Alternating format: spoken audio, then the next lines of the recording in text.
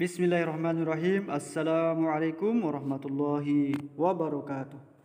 Berjumpa lagi di channel Marhadi KLU. Kali ini kita akan membahas materi IPA tema 1 buku kelas 4 ya. Temanya indahnya kebersamaan. Nah, di tema 1 muatan IPA ada KD 3.6, memahami sifat-sifat bunyi dan keterkaitannya dengan indera pendengaran.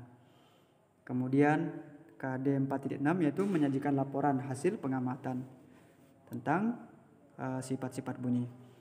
Baik, apa saja yang kita pelajari materi IPA pada tema 1 ini, yaitu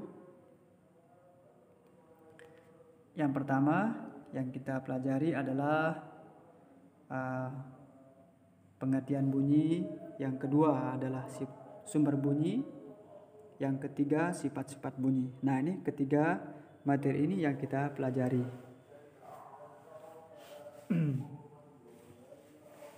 Harapannya setelah mempelajari atau menyimak video ini, adik-adik semuanya bisa mengerti tentang pengertian bunyi, sumber bunyi, sifat-sifat bunyi. Baik, untuk lebih jelasnya kita akan bahas satu persatu.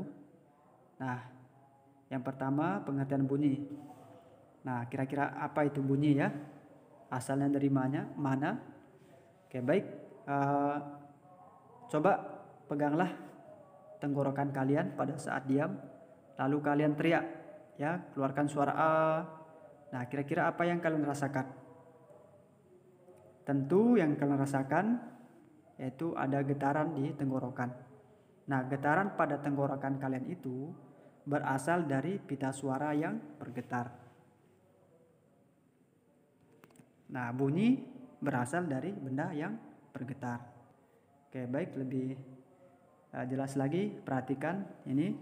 Nah, getaran dari suatu benda akan mengakibatkan udara di sekitarnya bergetar, sehingga hal tersebut menghasilkan bunyi. Nah, ini alasannya kenapa benda yang bergetar itu bisa menghasilkan bunyi. Ya, lagi sekali getaran dari suatu benda akan mengakibatkan udara di sekitarnya bergetar, sehingga hal tersebut menghasilkan bunyi. Bunyi merupakan hasil dari getaran suatu benda yang merambat dalam bentuk gelombang. Jadi bunyi itu merambat dalam bentuk gelombang. Kesimpulannya, bunyi dihasilkan oleh benda-benda yang bergetar. Baik, ini adalah sumber bunyi seperti yang ada di layar. Yang pertama itu ada sound, ada lonceng, angklung, radio, ya, ada tipa, pianika, speaker, ya, masih banyak contoh-contoh yang lain. Ini adalah sumber-sumber bunyi, ya, benda-benda yang bisa menghasilkan bunyi. Nah, kita ini alat musik atau benda-benda yang bisa menghasilkan bunyi dan sekaligus cara memainkannya. Gendang itu dengan cara dipukul. Nah, sumber bunyi itu berasal dari selaput atau membran. Kemudian suling ya, itu ada kolom udara ya. Cara memainkannya itu ditiup. Ada pianika, ada gitar ya, dengan cara dipetik. Nah, jadi sumber bunyi pada gitar itu senarnya ya, atau dawainya. Terus kemudian yang kelima ada kecerekan, ada garpu tala, dan tadi kita lihat ini ya, ada angklung. Nah, angklung ini cara memainkannya itu dengan cara digoyangkan ya. Nah, dengan cara digoyangkan sehingga bisa menghasilkan suara. Baik, nah, sifat-sifat bunyi. Nah, sifat-sifat bunyi dapat merambat. Nah, ini coba kita lihat percobaan sederhana ya. Ini adalah sifat-sifat bunyi. Bunyi dapat merambat melalui benda padat, benda gas, sama benda cair. Percobaan pertama membuktikan bahwa bunyi itu dapat merambat ya melalui benda padat. Nah, ini contoh percobaannya. Anak-anak atau kalian bisa mencobanya di rumah, yaitu bahannya ada kaleng plastik, kaleng botol kaleng susu ya, kaleng susu, atau juga botol ini aqua ya, gelas aqua. Nah, terus menggunakan benang kasur. Nah, kemudian salah satunya bersuara ya, nanti akan kedengaran. Nah, percobaan kedua yaitu sama, menggunakan bahan kaleng ya, dari botol dari susu kaleng itu ya. Nah, terus menggunakan selang ya, selang air.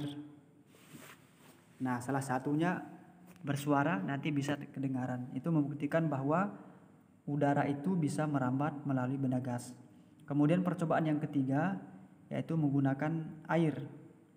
Nah, mungkin anak-anak pernah ke kolam ya, ada temannya anak-anak menyelam, ada temannya yang mukul-mukul di pinggir kolam, kedengaran ya.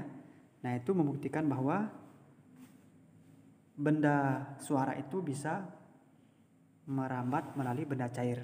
Nah, lagi sekali, ini bunyi dapat merambat melalui benda padat, benda gas, dan benda cair.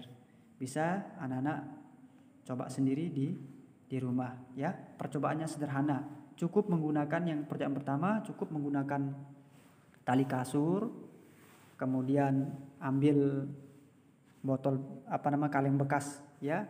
Bisa kaleng dari susu kental manis ya, atau juga dari gelas ya, dari minuman gelas. Nah, itu dibolongkan di bagian belakangnya, kemudian nanti diikat ya, seperti pada gambar. Baik, selanjutnya ini adalah penyerapan bunyi pada zat cair. Nah, dalam kehidupan sehari-hari ini contohnya Ustadz ambil dari penyerapan bunyi pada zat cair. Nah, sonar di kapal laut yang ada di gambar itu yaitu memiliki sonar.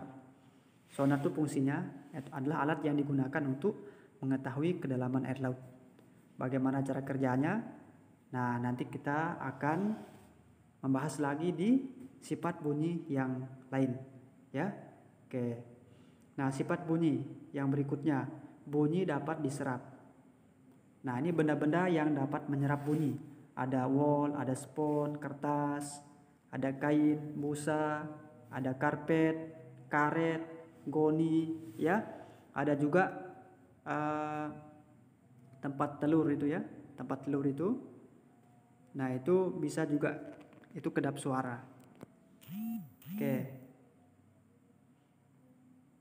Sifat bunyi yang selanjutnya yaitu bunyi dapat dipantulkan jika mengenai suatu benda atau penghalang. Nah, ada dua jenis bunyi pantul di sini. Ada gema dan ada gaung.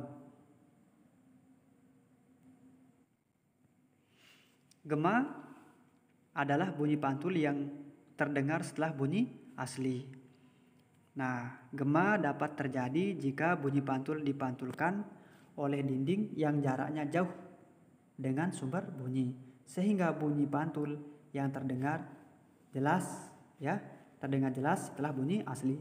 Jadi ciri-cirinya kalau gema itu suaranya terdengar jelas ya, jarak sumber bunyi dengan pantulnya itu jauh ya. Itu ciri-cirinya. Yang pertama, jarak jauh ya, sumber bunyi dengan pantulnya, dinding pantulnya itu jauh.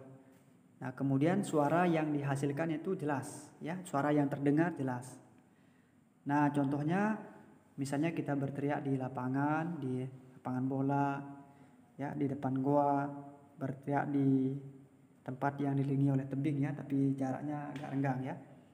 Nah, kemudian gaung atau kerdam. Nah, kerdam adalah bunyi pantul yang terdengar bersamaan dengan bunyi asli. Gaung dapat terjadi jika bunyi dipantulkan oleh dinding yang jaraknya dekat. Jadi gaung itu dapat terjadi jika bunyi dipantulkan oleh dinding ya, yang jaraknya dekat dengan sumber bunyi. Sehingga bunyi pantul berbunyi bersamaan dengan bunyi asli yang belum selesai diucapkan, akibatnya suara menjadi tidak jelas. Jadi ciri-cirinya kalau gong itu suaranya yang terdengar tidak jelas, sumber bunyi dengan dinding pantulnya itu dekat. Ya. Oke, ini contohnya ya, teriak di kamar mandi, teriak di tebing atau di ruang kosong. Nah, ya sebelum kita sifat bunyi dapat dibiaskan, kita kembali ke sini ya. Nah, sifat bunyi itu bisa bunyi dapat dipantulkan. Kembali ke sini. Nah, di sini. Ini dimanfaatkan oleh kapal laut ya, oleh kapal ya yang menggunakan sonar, yaitu untuk mengetahui kedalaman air laut. Maka dimanfaatkan bunyi pantul ya. Alatnya yaitu ada sonar ya, yang ada sonar. Nah, sonar ini akan mengeluarkan suara ya, mengeluarkan suara di dalam air laut itu, mengeluarkan suara. Nah, nanti gelombang suara itu atau gelombang bunyi itu akan terpantul nanti jika mengenai benda yang di bawahnya ya, jika mengenai di bawahnya, dan pantulan itu akan kembali. Nah, waktunya kembali, nah itu yang dihitung ya. Kalau dia dalam, maka otomatis pantulannya akan lama ya sampai.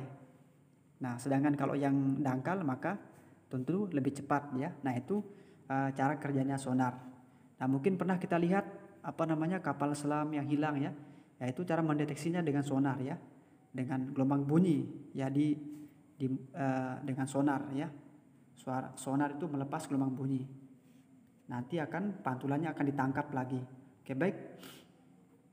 Kita ke sifat bunyi yang terakhir, yaitu bunyi dapat dibiaskan. Nah, bunyi dapat dibiaskan maksudnya bunyi yang dihasilkan tidak sekeras suara asli. Kenapa demikian? Nah, contohnya di suara petir terdengar lebih keras di malam hari daripada siang hari. Nah, hal ini karena perbedaan kerapatan udara. Jadi kalau malam itu kerapatan udaranya lebih rapat dibanding siang hari. Nah, jadi suara petir di malam hari itu lebih keras suaranya ya. Subhanallah, ini contoh petir ya. Luar biasa ya. Nah, baik, mungkin ini materi yang bisa saya sampaikan. Semoga bermanfaat untuk kita semua. Selamat belajar. Sekian, assalamualaikum warahmatullahi wabarakatuh.